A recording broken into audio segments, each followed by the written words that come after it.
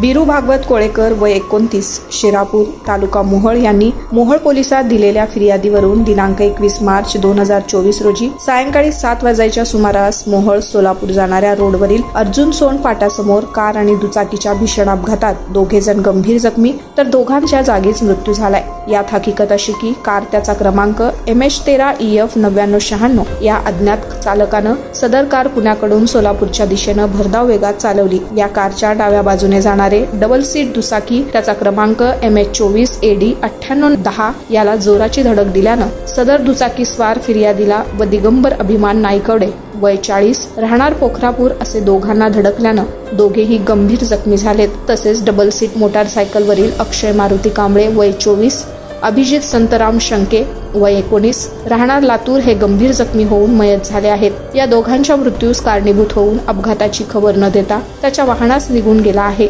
म्हणून सदर अज्ञात चालकाविरुद्ध मोहोळ पोलिसात दिनांक 27 मार्च रोजी गुन्हा दाखल करण्यात आलाय। अधिक तपास मोहोळ पोलीस करीत असल्याची माहिती ग्रामीण पोलीस दलाकडून गुरुवारी प्रेस नोटच्या माध्यमातून देण्यात आली आहे।